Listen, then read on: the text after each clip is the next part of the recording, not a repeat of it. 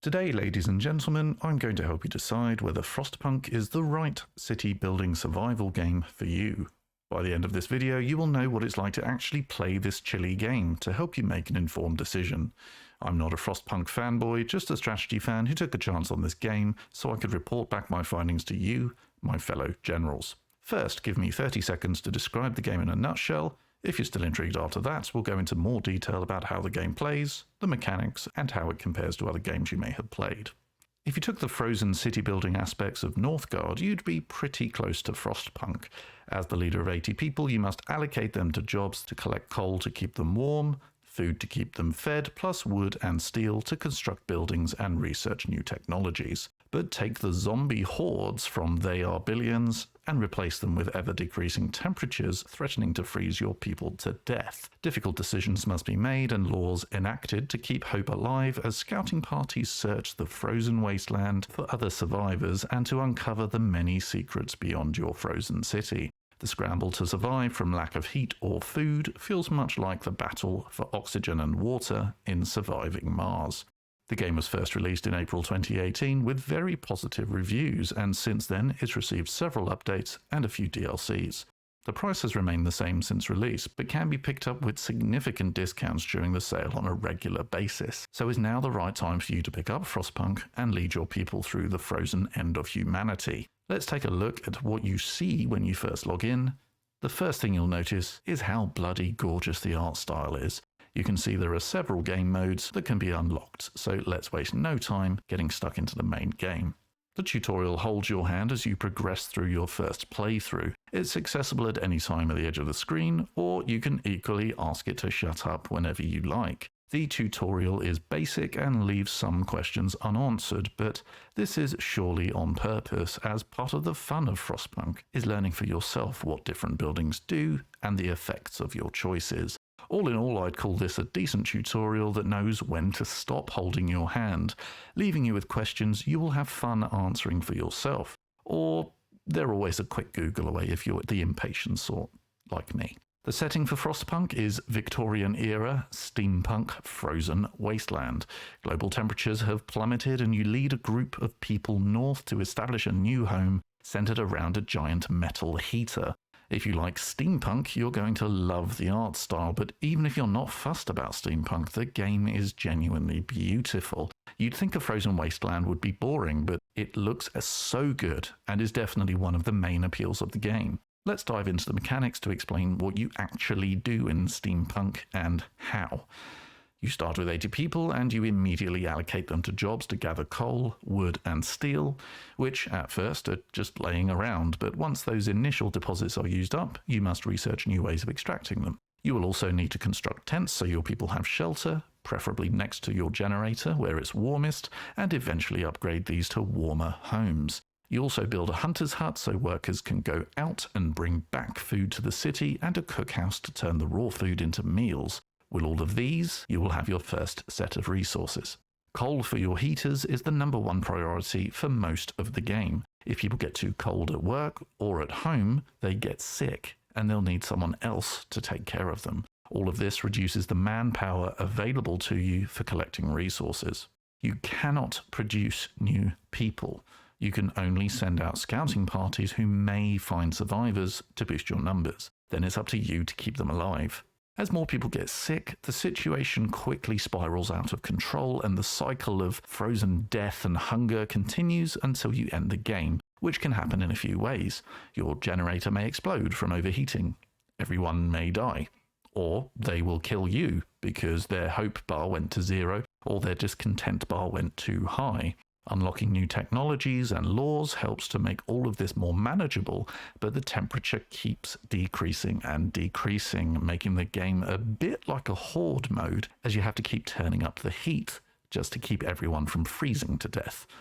Although the reducing temperature is a constant threat, the game confronts you with many other challenges along the way, which I won't reveal as they form part of a genuinely awesome story that you piece together as you progress. But what I can say is in the mid and late game, you can use giant steam-powered robots to automate some functions, and you'll need to deal with tough choices related to religion, and law and order, as you face not just logistical and resource challenges, but navigate the challenges of how your people feel as they're faced with the end of humanity.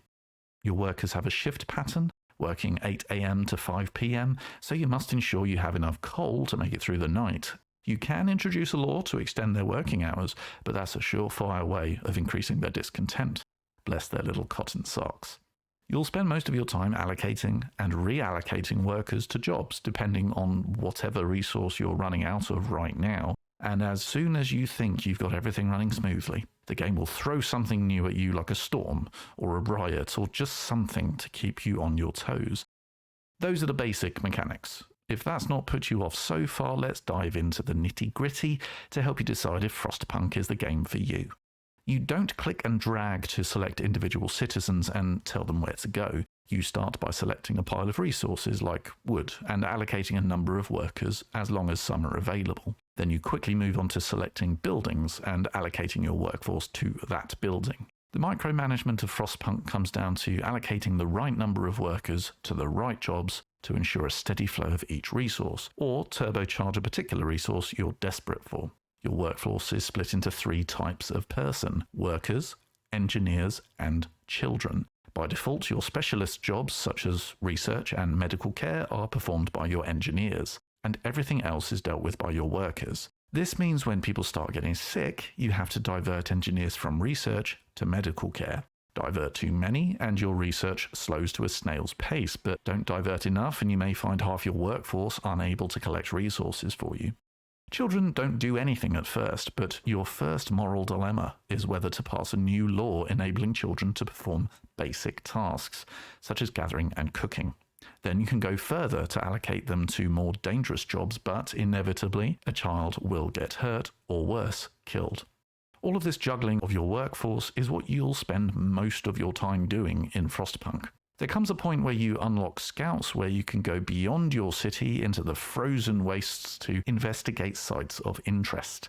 After selecting the scout team and selecting a site of interest, you wait for however many hours or days until they reach their destination. Once there, you'll be greeted with an ominous-looking picture and description of what they found, be it resources, people, or something altogether more mysterious. Time is an important factor in Frostpunk. You can pause it or speed it up at your leisure. This level of control works great with Frostpunk, so you can pause when things are getting too much and you need a moment to think and plan. But when you get to nighttime and everyone is sleeping, you can simply fast forward to 8 a.m. in a few seconds to start the day anew. Base building is what Frostpunk is all about. You collect resources to build very basic buildings at first, but set some researchers to work, you'll soon unlock buildings with better heating insulation and more efficient resource gathering. At all times, you must prioritize placement of buildings depending on how warm that area is, which at first will mean prioritizing living quarters right next to your gigantic furnace, but later you'll unlock heaters that can be built elsewhere to keep workers warm, as the location of certain resources will force you to build gathering posts away from the heat of your generator. Resource management is one of the most intense parts of Frostpunk. As soon as you feel you have enough coal coming in, the temperature will drop. So you research an upgrade to your generator's power to keep the heat up, but that consumes twice the coal, so now you must find a way of increasing your coal income. Remember, you can't simply recruit more people. If anything, you'll have less as they become sick or worse, die. You have to combine the right research at the right time with the complementary buildings to increase resource extraction to stand a chance of keeping up with the cold. It's a fantastic juggling act, the importance of which really hits home as your people express their dire need for such simple things as more heat or more food. There are also elements of ensuring machines and people work together at the optimum rate. As one coal thumper produces coal, you have a separate gathering post to gather it. Optimizing the output of the coal thumper and gather rate of the gathering post is important to ensure as little labor is wasted as possible. The final resource that we've not yet mentioned are steam cores.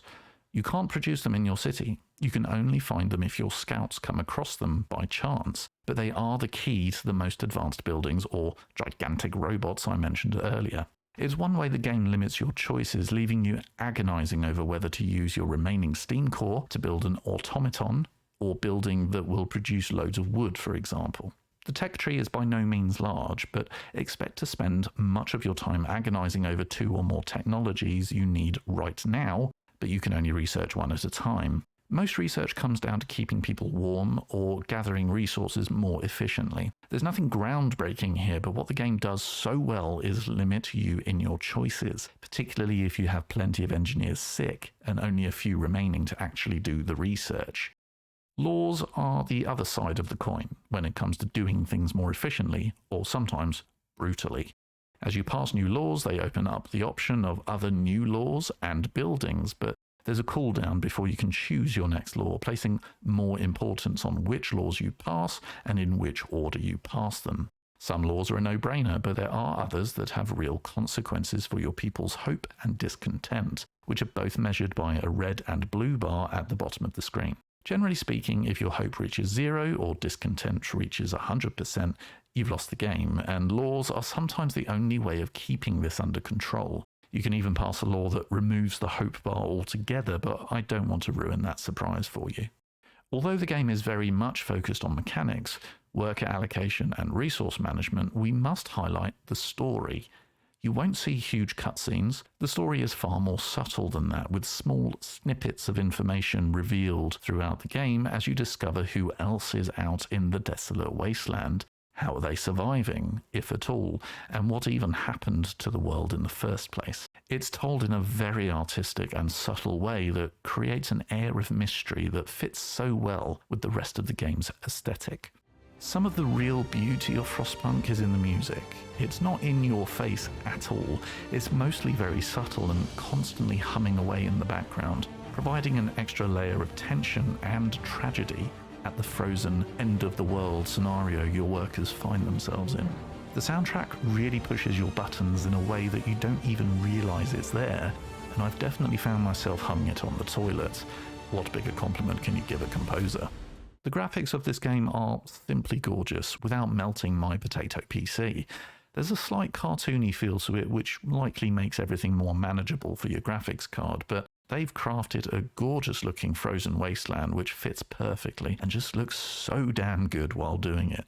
There's a reasonable amount of zoomage, so you can get up close and personal to appreciate the steampunk vibe of Frostpunk. You can get pretty close to your workers and even select them to see what their name is and a brief description about them to increase the immersion.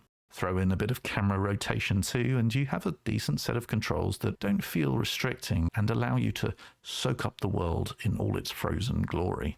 Overall, the aesthetic of Frostpunk is one of its main strengths, resulting in enough immersion to make you reach for your slippers and turn the heating up to stave off those shivers.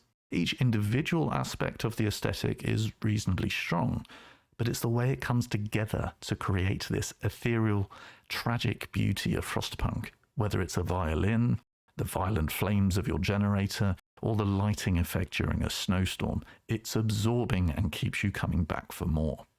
By now, you've got a good idea of how the game plays and the basics of the mechanics, so let's examine how the game lets you use all of this in the various game modes.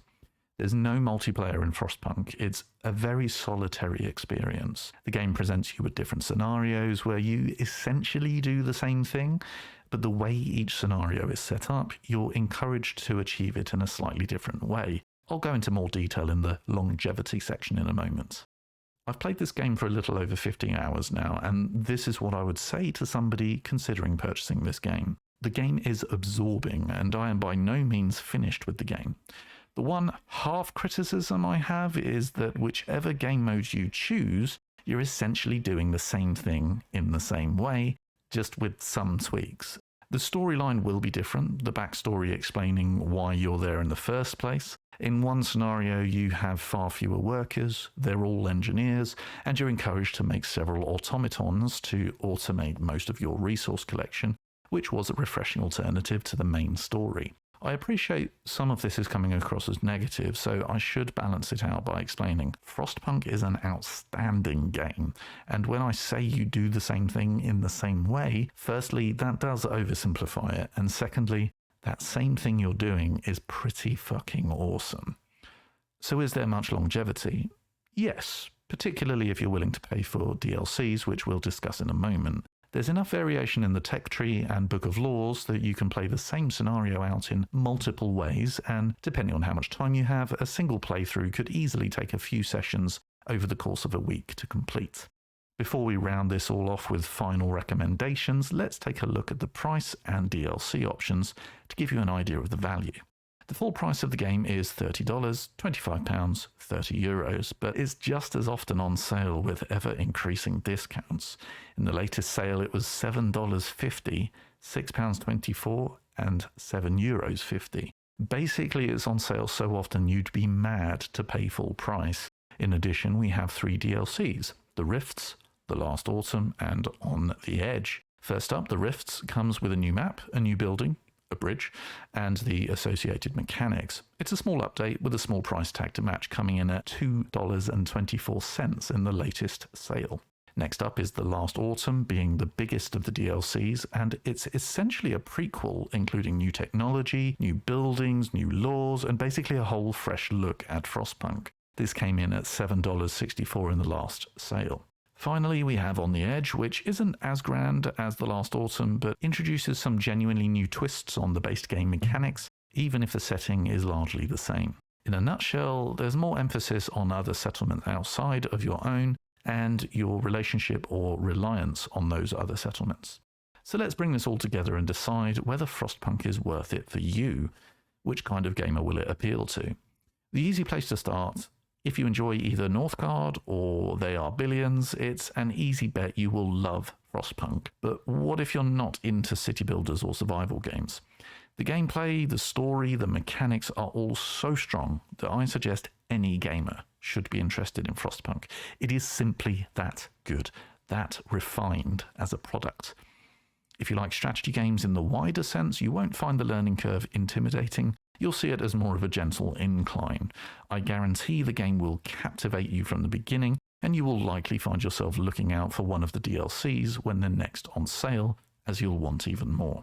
More specifically, if you enjoy building an economy and balancing resources, there is a lot for you to love here.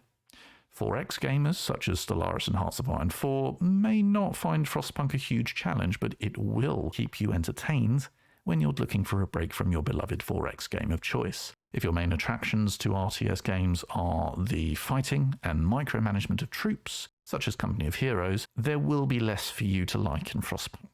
My final point is this. Having played this game, I'm excited for Frostpunk 2. And is there any bigger compliment you can give than to be excited for the sequel? I do hope you found this video useful, and if you did, I have plenty of others you may find useful too. As always, please let me know your thoughts in the comments below, and I'll catch you next time. See ya.